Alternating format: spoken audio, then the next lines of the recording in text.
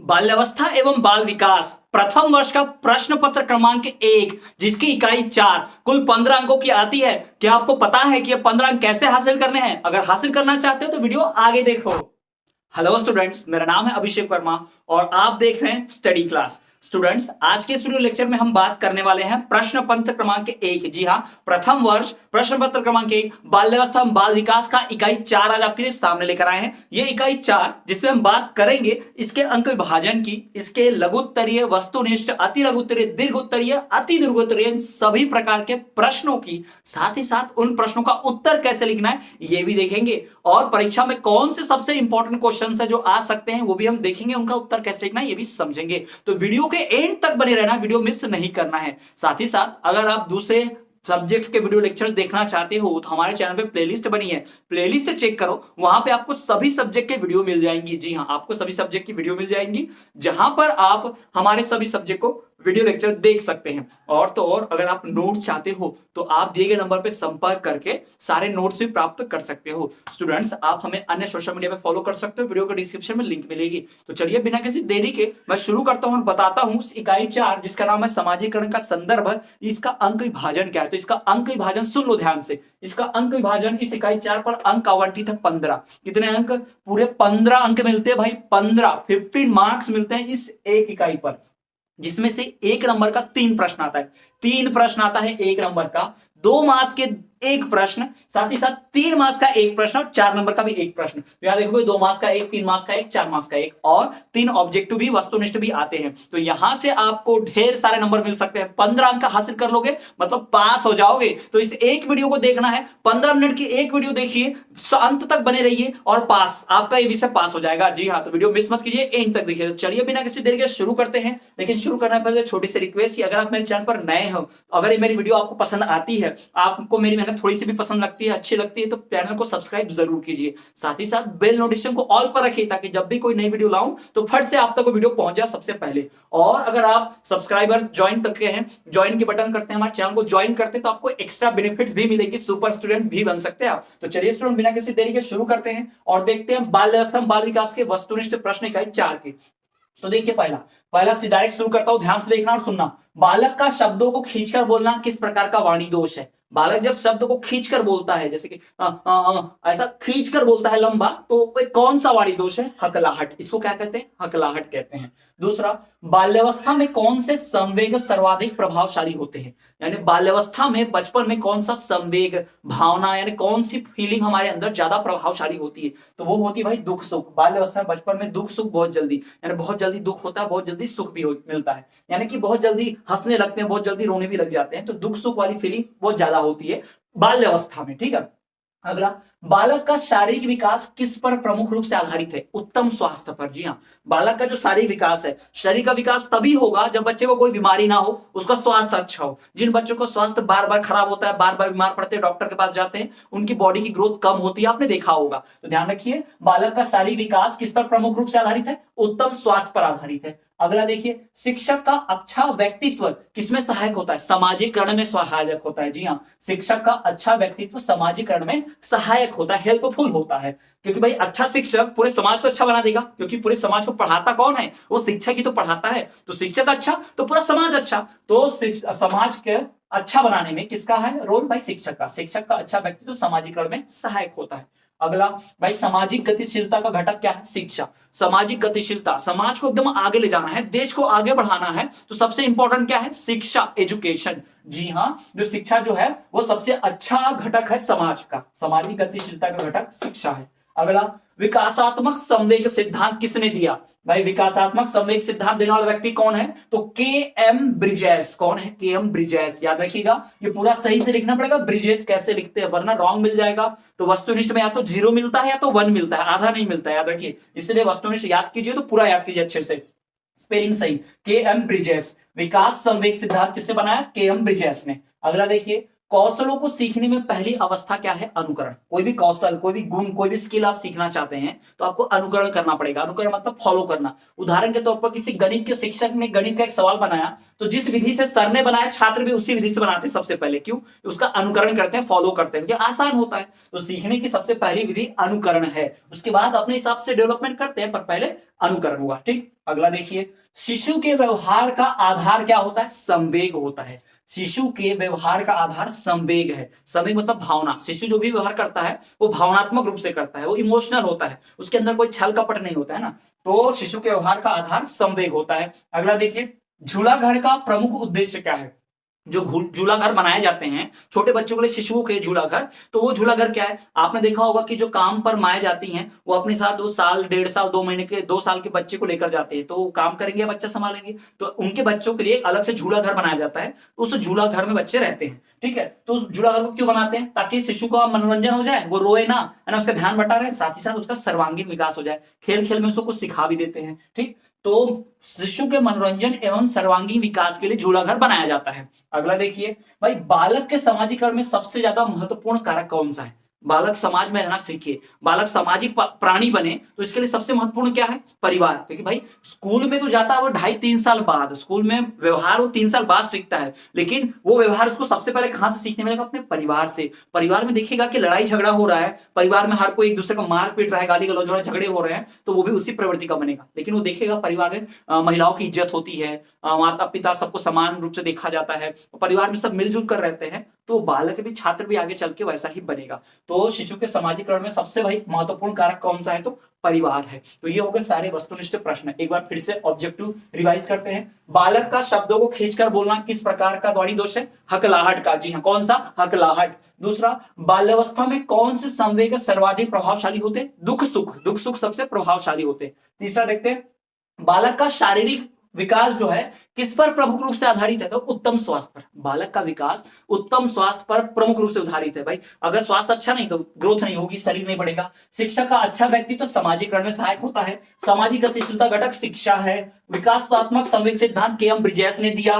कौशलों को सीखने में पहला अवस्था अनुकरण है। शिशु के व्यवहार का आधार संवेग होता है। और झूला घर का प्रमुख उद्देश्य छात्रों का, बालकों का, शिशुओं का, छात्र तो नहीं बोलेंगे, शिशु बोलेंगे, शिशुओं का मनोरंजन और सर्वांगीण विकास। साथ ही साथ बालक के समाजीकरण में सबसे महत्वपूर्ण कारक परिवार होता है, ठीक। ये हो गए वस्तुनिष्ठ। यहीं से आपको 3 वस्तुनिष्ठ आएंगे, गारंटी है। यही आपको 10 कंठस्थ कर लेने, पढ़ लेने हैं, ठीक है। बढ़ते हैं अगले प्रश्न की ओर।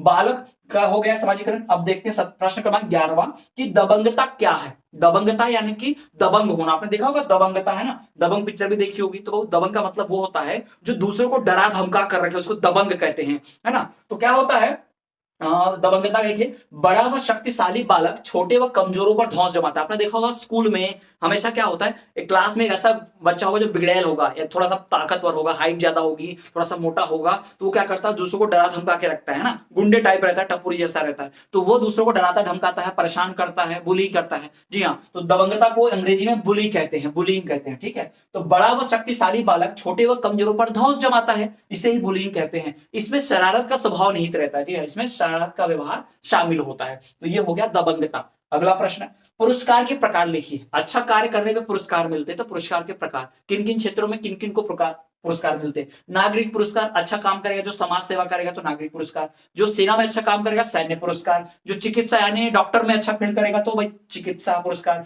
नेतृत्व पुरस्कार, टीम को लीड करने वाला। फिर साहित्य पुरस्कार, जो किताबें लिखता हो, कहानियां लिखता हो, गीत लिखता हो, जो लिटरेचर में अच्छा करता हो, साहित्य में, उसको साहित्य पुरस्कार। जो खेल में अच्छा करेगा, खेल व साहित्य के पुरस्कार। सिनेमा और कला, इसमें पुरस्कार और विशेष पुरस्कार भी मिलता है। तो ये पुरस्कारों के प्रकार हैं। अलग अलग फील्ड में अच्छा करने वालों को पुरस्कार मिलता है। जैसे हमारे अटल बिहारी वाजपेयी जी को मिला हुआ है भारत रत्न, एपीजे अब्दुल कलाम जी को मिला हुआ है, डॉक्टर बाबा साहब भीमराव अंबेडकर को मिला हुआ है। तो इस प्रकार से पुरस्कार मिले हुए हैं अच्छे लोगों को, ठीक है।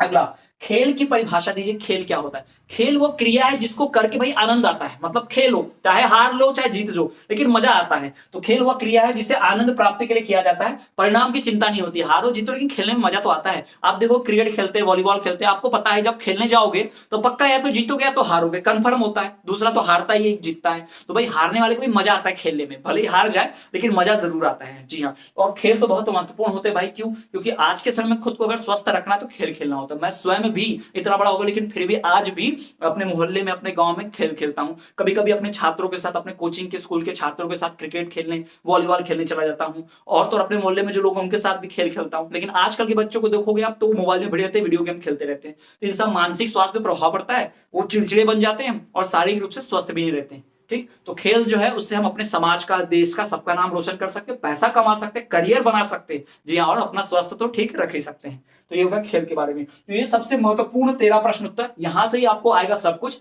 यहां आप ये देख लीजिए, मैं थोड़ा सा साइड होता हूं, पॉज करके लिख लीजिए, पूरा रोक कर लिख लीजिए, या फिर चाहे तो स्क्रीनशॉट भी ले सकते हैं। तो ये बहुत ही महत्वपूर्ण प्रश्न उत्तर हो गए। अब बढ़ते हैं कुछ अगले महत्वपूर्ण प्रश्नों की ओर।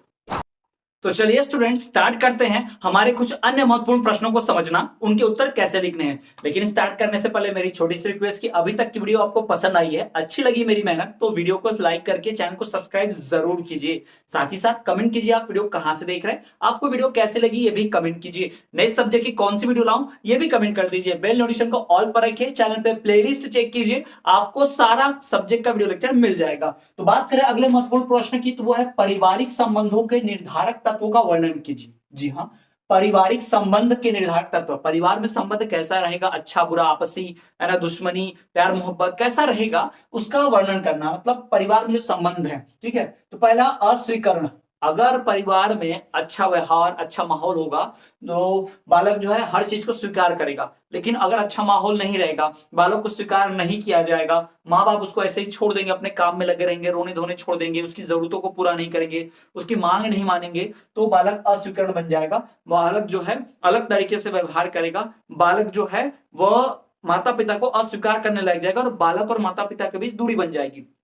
आकस्मिक व्यवहार, अजीब व्यवहार, अति संरक्षण, बच्चे को बहुत ज्यादा संरक्षण नहीं देना चाहिए, यानी कुछ ज्यादा हद से ज्यादा लाड़ प्यार देके उसको एकदम ऐसा नहीं, उसे एक गिलास का पानी भी नहीं उठाने दे रहे, अपने रुमाल तक उसे प्रेस करने नहीं दे रहे। कम से कम कुछ चीजों के लिए उसे बनाना पड़ेगा सेल्फ डिपेंडेंट। जी हाँ, उसे अति संरक्षण नहीं देना है, आदेश देने वाला भी नहीं बनने देना है, और स्वीकरण भी एकदम नहीं करने देना है, यानी किसी भी चीज को सब में हाँ में हाँ मिलाए या हर बात को नकार दे, ऐसा भी नहीं होना चाहिए। अच्छी बातों को हाँ कहे और गलत बातों को नकारे, ऐसा व्यवहार बनाना चाहिए। तो ये पारिवारिक संबंध का निर्धारण करने वाले तत्व है। अगला, बाल विकास में विद्यालय का महत्व बतलाइए। भाई जो बालक का विकास होगा, यानी बच्चे के विकास में विद्यालय का क्या महत्व है, स्कूल का क्या रोल है। तो भाई स्कूल में दृष्टिकोण विकसित किया जाता है। बाल विकास में विद्यालय का महत्व निम्नलिखित दिया गया है। नंबर 1, दृष्टिकोण विकसित करना डैश, बालकों में दृष्टिकोण विकसित किया जाता है। विद्यालय में बालक की एक सोच बनाई जाती है और बालक उसी सोच की तरफ बढ़ता है। जैसे मान लीजिए कोई कक्षा में शिक्षक है, वो छात्रों को पढ़ाए कि बीजेपी पार्टी अच्छी है, बीजेपी पार्टी अच्छा काम कर रही है, तो सारे बालक भी अपने शिक्षक से प्रभावित होंगे और वो भी मानने लग जाएंगे बीजेपी पार्टी अच्छी है, तो उनका एक दृष्टिकोण बन जाएगा। जी हाँ, तो इसी प्रकार से क्या बालक का दृष्टिकोण विकसित किया जाता है।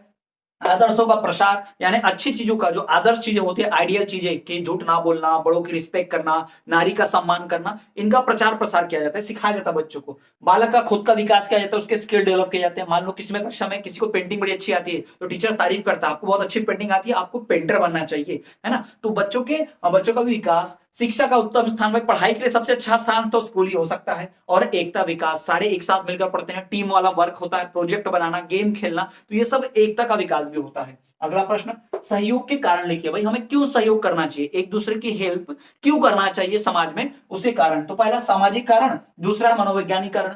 सामाजिक कारण, भाई समाज में आपको रहना है, आपको अपनी जरूरत पूरी करनी, तभी तो सहयोग होगा। जैसे उदाहरण के तौर पर मैं बताता हूं, एक शिक्षक जो है छात्रों को पढ़ाता है, छात्रों को ज्ञान मिल जाता है, छात्र के माता पिता फीस भरते हैं, शिक्षक का पेमेंट हो जाता है, वेतन मिल जाता है, तो एक दूसरे की जरूरत पूरी करने के लिए, जी हाँ, देखा है, आवश्यकताओं की पूर्ति के लिए। अब मैं टीचर हूं तो मैं सिर्फ पढ़ा सकता हूं, मैं इलाज थोड़ी कर सकता हूं, मैं कपड़े थोड़ी बना सकता हूं, मुझे दूसरों के ऊपर जरूरत करना, अपनी पूरी करने के लिए उन पर निर्भर रहना पड़ेगा। तो अपनी आवश्यकताओं की पूर्ति के लिए हमें दूसरों पर निर्भर रहना पड़ता है, हमें सहयोग करना पड़ता है। मैं डॉक्टर को पैसा देकर सहयोग करता हूं, डॉक्टर मेरा इलाज कर देता है, तो सहयोग की जरूरत है। स्वार्थ की पूर्ति, भाई अपने स्वार्थ, अपना जो स्वार्थ है कि हाँ मुझे अच्छा टीचर बनना है, तो मुझे अच्छा हेल्थ चाहिए, मैं अच्छा वीडियो बनाऊंगा तो लोग ज्यादा मेरा वीडियो देखेंगे, तो मेरा चैनल बढ़ेगा, इसमें मेरा भी स्वार्थ है ना। उन्नति एवं सफलता, जी हाँ, अगर आपको सफलता चाहिए, उन्नति चाहिए, तो समाज में रहना पड़ेगा, एक दूसरे का सहयोग करना पड़ेगा। मैं आपके लिए अच्छे अच्छे वीडियो बनाऊंगा, आप मेरे वीडियो देखोगे तो मेरा भी फायदा है, आपका भी फायदा है, आप एग्जाम पास कर जाओगे, मेरे चैनल पे व्यूज आ जाएंगे, तो अच्छा है ना। तो हम दोनों एक दूसरे की मदद से, सहयोग से सफलता प्राप्त कर सकते हैं,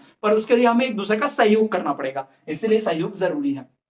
फिर मनोवैज्ञानिक कारण, यानी हेल्प करने से मनोवैज्ञानिक कारण यानी कि मन पे क्या असर पड़ता है। पहला भाई संप्रेषण, यानी एक दूसरे की हेल्प, सूचना, समझना, एक दूसरे को सहायता। पुरस्कार, अपने को अच्छा लगता है कि भाई हाँ पुरस्कार, मदद करके अच्छा लगता है, मदद करके देखिए अच्छा लगता है। परिचितता, एक दूसरे से परिवार परिचित बढ़ते हैं, किसी की हेल्प कर दो, किसी रास्ते से कोई जा रहा है उसकी हेल्प कर दो तो वो उसको आपको थैंक यू बोलेगा, हो सकता है आपका नंबर ले ले, फिर आपस में बातचीत बढ़ जाए, है ना, ऐसा होता है, पड़ोसी में भी होता है ऐसा। ठीक, तो इन सब कारणों के लिए हम क्या करते हैं, सहयोग करते हैं। अगला प्रश्न, प्रतियोगिता का अर्थ एवं परिणाम बताइए भाई। प्रतियोगिता का अर्थ क्या होता है, परिणाम। आप सभी जानते हैं प्रतियोगिता यानी प्रतिस्पर्धा, आपस में टीम बना के, ग्रुप बना के या एक एक करके प्रतिस्पर्धा की जाती है ताकि हम जीतने की कोशिश करें और अच्छा से अच्छा अपने आप को पहचाने, अपनी ताकत जाने और हारने के बाद निराश ना हो, कोशिश करना जाने, ये सब सीखने के लिए हम प्रतियोगिता रखते हैं। तो स्टूडेंट्स ये सबसे महत्वपूर्ण प्रश्न हो गया आपके सामने, ये कुल 17 प्रश्न उत्तर हो गए जो बहुत ही महत्वपूर्ण है एमपीडीएड की परीक्षा की दृष्टि से। जी हाँ, प्रथम वर्ष की परीक्षा की दृष्टि से बहुत महत्वपूर्ण है, परीक्षा में आएंगे। तो स्टूडेंट्स ये वीडियो यहीं पर खत्म होती है। अगर आपको वीडियो पसंद आई तो प्लीज चैनल को सब्सक्राइब जरूर कीजिए और बेल नोटिफिकेशन को ऑल पर रखिए ताकि आगे मैं और भी वीडियोस आपके लिए बना पर लाऊं। और साथ ही साथ लाइक जरूर कीजिए, आप लोग लाइक नहीं करते हैं, चैनल सब्सक्राइब करके बिना देखते, भाई सब्सक्राइब कर दीजिए, इससे आपका कुछ नहीं जाएगा लेकिन मुझे मोटिवेशन मिलेगा, मैं आपके लिए और वीडियोस बना के ला पाऊंगा। साथ ही साथ अगर आप मेरे चैनल पे नए हैं तो आप क्या कर सकते हैं, प्लेलिस्ट चेक कर सकते हैं, प्लेलिस्ट में आपको सभी सब्जेक्ट के वीडियो मिलेंगे, आप सारे वीडियोस को देख सकते हैं। जी हाँ, हर विषय का वीडियो लेक्चर मौजूद है। साथ ही साथ अगर आपको नोट चाहिए तो दिए गए नंबर पर संपर्क कीजिए, आपको पूरे सब्जेक्ट, ऑल सब्जेक्ट के नोट मिलेंगे बहुत ही कम दाम में, जिससे आप सफलता प्राप्त कर सकते हैं, परीक्षा में 90% हासिल कर पाएंगे। साथ ही साथ आप हमें अन्य सोशल मीडिया पर भी फॉलो कर सकते हैं। जी हाँ, आप इस वीडियो के डिस्क्रिप्शन में आपको लिंक दिख रही होगी, टेलीग्राम ग्रुप होगा वो ज्वाइन कीजिए, इंस्टाग्राम पे स्टडी क्लास का पेज है वो फॉलो कीजिए, फेसबुक पे पेज है वो फॉलो कीजिए। तो स्टूडेंट्स आप हमें सोशल मीडिया पे जैसे कि फेसबुक, इंस्टाग्राम और टेलीग्राम फॉलो करना ना भूले, हम हर जगह हैं।